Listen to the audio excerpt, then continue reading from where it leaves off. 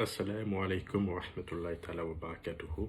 إن الحمد لله نحمده ونستعينه ونستغفره ونعوذ بالله من شرور أنفسنا ومن سيئات أعمالنا.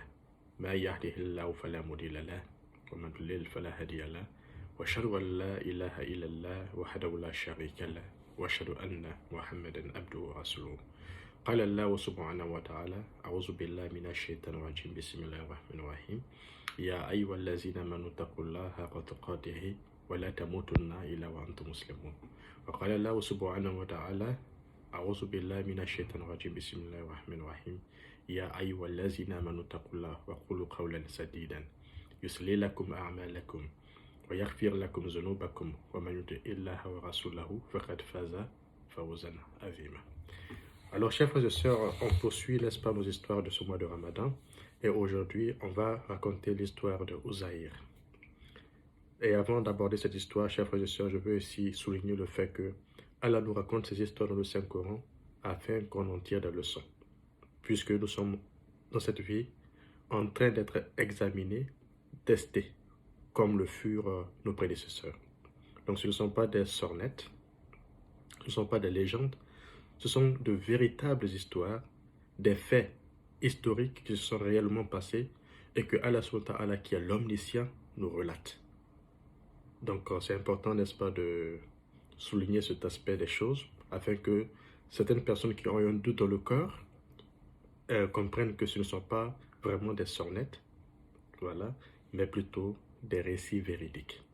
Alors ça, c'est l'histoire de Uzaïr, le prophète Uzaïr, que les chrétiens appellent Ezra. Alors Uzaïr entra dans son jardin en un jour et il le remarqua verdoyant, d'un aspect riant. Son jardin était d'un aspect riant et les branches pendantes étaient à même le sol. Alors il s'arrêta un moment, il contempla son jardin et souriait de joie, tellement que c'était beau. Alors les oiseaux gazouillaient, n'est-ce pas, et chantaient de très beaux chants. Tout ça, c'était très beau. On dirait un paradis terrestre.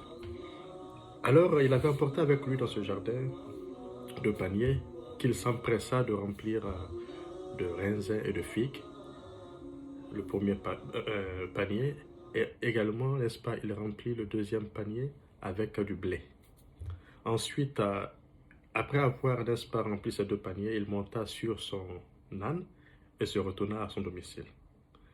Et en cours de route, Uzaïr, qui aimait méditer, contemplait la nature, contemplait la création divine, la beauté de la création divine, et s'interrogeait, contemplait, méditait, au point qu'il a, n'est-ce pas, perdu sa route. Donc, dès qu'il réalisa qu'il a perdu sa route, il s'est retrouvé, n'est-ce pas, dans une cité perdue, qui autrefois, dit-on, appartenait à des gens qui ont été détruits. On ne connaît pas la raison. Alors, on ne voyait ici et là que des maisons délabrées, des cadavres, dont, n'est-ce pas, le corps s'était transformé en ossements pourris, carriés. Alors, partout, Uzaïr voyait, n'est-ce pas, la désolation, une cité inanimée.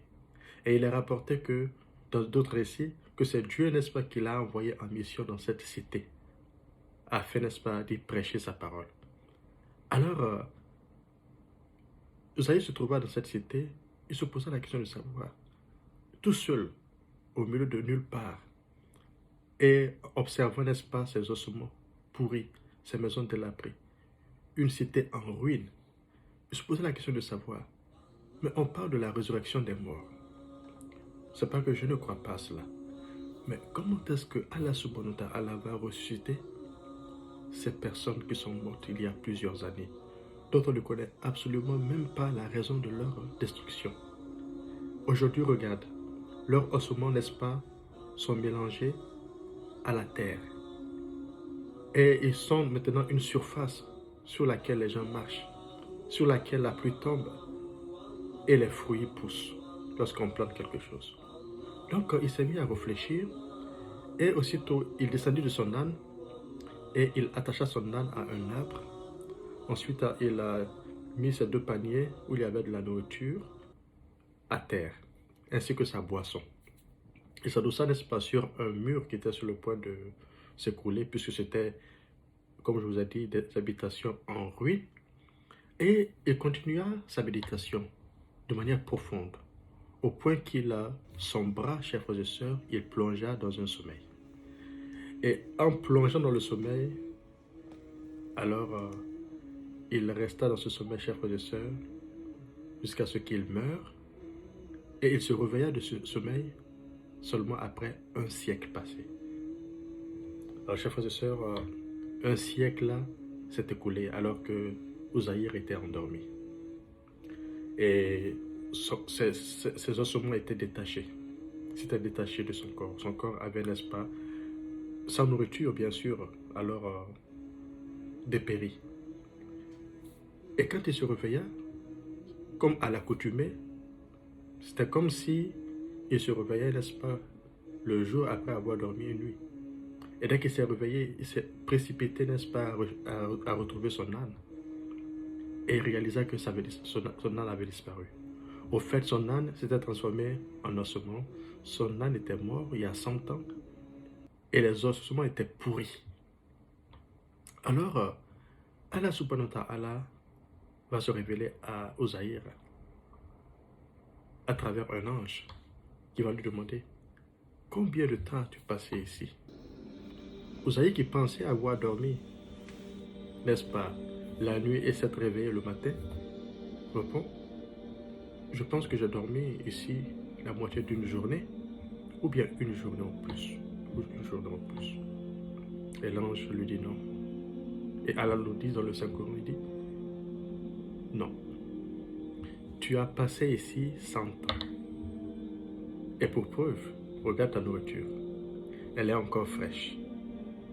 Malgré les 100 années écoulées, ta nourriture est fraîche. Ta boisson est fraîche. Mais regarde ton âne. Regarde les ossements à terre. Ils sont pourris. Et ça, c'est le contraste. Et nous allons te montrer comment on ressuscite les morts.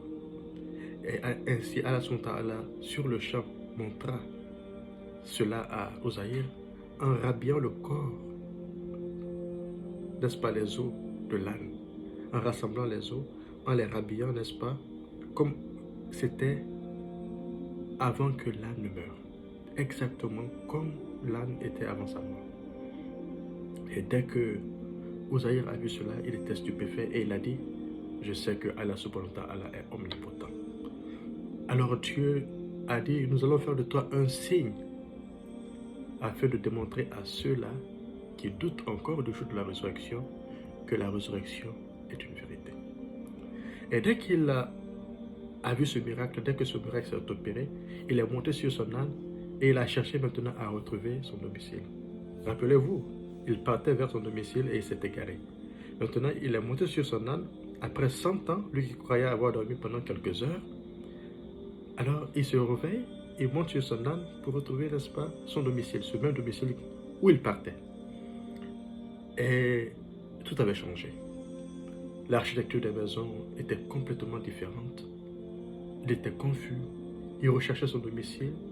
Mais après maintes essais, maintes tentatives, il a retrouvé finalement son domicile.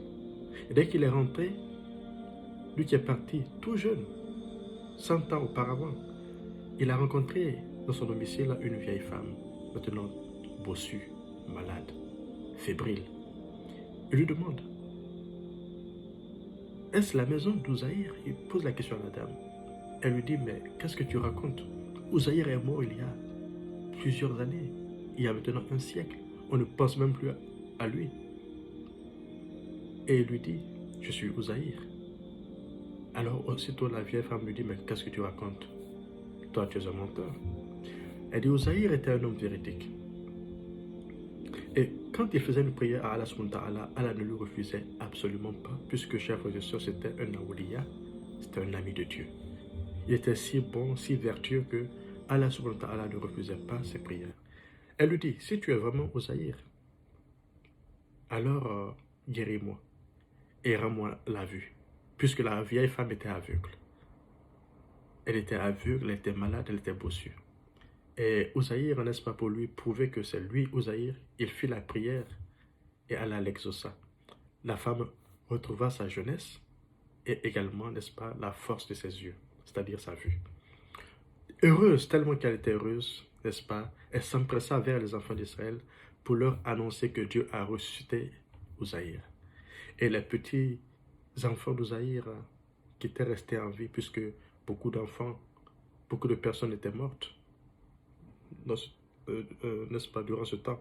Beaucoup de générations se sont succédées les unes après les autres. Mais il y avait, n'est-ce pas, des petits-fils qui restaient toujours en vie. Et elle leur a dit cela.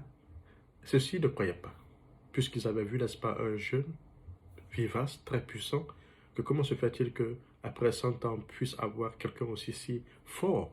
Non, c'est pas possible. Pour eux, c'était un imposteur.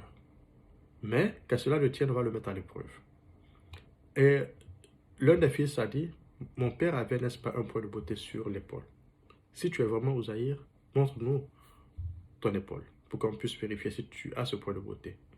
Et Uzaïr enleva, n'est-ce pas, son habit, et effectivement, ils virent le point de beauté. Mais ce n'était pas suffisant. D'autres aussi ont proposé cela. Ils ont dit que, après la destruction de la ville sainte, puisque la ville sainte avait été détruite à un moment donné, alors la Torah avait été brûlée. Et il n'y avait que très peu de personnes qui l'avaient mémorisée. Et on lui dit que si tu es vraiment Uzaïr, récite-nous entièrement la Torah. Et c'est ce que fit Uzaïr, chers frères et sœurs, il la récita sans même omettre un seul mot et en respectant les ponctuations, n'est-ce pas, de la langue de la Torah. Aussitôt, n'est-ce pas, ils crurent que c'est lui. C'était une évidence. Mais au lieu, n'est-ce pas, de demeurer sur le chemin droit, au fil du temps, les gens, n'est-ce pas, le divinisèrent, comme les gens ont divinisé Jésus, en disant que c'est le Fils d'Allah. C'est ainsi que le Saint-Coran, Allah subhanahu wa ta'ala dit, les Juifs disent que Uzaïr est le Fils de Dieu. Et les chrétiens disent, le Christ Jésus est le Fils de Dieu. Ainsi prend fin l'histoire de Uzaïr, chers frères et sœurs. Alors, mais pour nous, quelle est la leçon de morale qu'on peut tirer de cette histoire? Je voudrais, chers frères et sœurs, avant, n'est-ce pas, de donner la leçon de morale de cette histoire, que nous fermions les yeux, que nous méditons un instant. Imaginez-vous, chers frères et sœurs, rentrer dans votre chambre la nuit pour vous coucher. Peut-être que chez certains, il fait nuit aujourd'hui, en ce moment. Allez vous coucher dans la chambre et imaginez vous réveiller le matin. Quel est le sentiment que vous avez eu? Avez-vous, n'est-ce pas, senti le temps passer? Je ne pense pas. Peut-être que certains ont rêvé, d'autres n'ont pas rêvé. Mais le temps s'est écoulé rapidement. C'est ce qui est arrivé à Uzaïr. Mes chers frères et sœurs, Uzaïr a pu se réveiller sur la terre, puisque son cas est singulier. Son cas est exceptionnel. Il fut un signe, un miracle. Mais aucun de nous, après notre mort, ne va se réveiller sur la terre comme Uzaïr, comme les gens de la caverne. Aucun. Donc si on reprend l'expérience de fermer les yeux et de réfléchir, de méditer, qu'on est sur le lit, la nuit en train de dormir, et qu'on ouvre les yeux, chers frères et sœurs, méditez que ce n'est pas sur la terre que vous allez ouvrir les yeux, mais plutôt sur les événements horribles, effrayants du jour de la résurrection. C'est ça la réalité. Il ne s'agira pas ici, n'est-ce pas, de se lever, de prendre, n'est-ce pas, son âne comme Uzaïr l'a fait, afin de retrouver son domicile. Non, il n'y aura pas de domicile. La terre sera plate, blanche, nivelée, sans relief ni tortuosité. Aucun repère. Aujourd'hui, on peut dire que oui, il y a un arbre là, et là-bas, il y a, n'est-ce pas, un cours d'eau. Non, il n'y aura aucun repère. Ça sera le jour de la résurrection. Les gens se réveilleront, alors qu'autour d'eux, il y a des milliards de personnes. Il y a des milliards d'animaux. Il y a des milliards d'insectes. Il y a les génies qu'on pourra voir de nos yeux. Il y a les anges qui vont descendre du ciel afin d'assister au jugement dernier. C'est de cela qu'il s'agit. Donc la leçon c'est quoi? C'est de savoir que la résurrection des morts est une vérité. Donc préparons-nous. C'est le moment. Nous avons la chance de nous préparer parce que nous sommes en vie. Nous avons la chance de nous préparer parce que nous sommes en vie. Ceux qui sont morts et qui sont aujourd'hui à l'au-delà souhaitent revenir sur la terre, nombreux parmi eux. Mais c'est impossible. Il y a une barrière infranchissable qu'on appelle Al-Barzakh.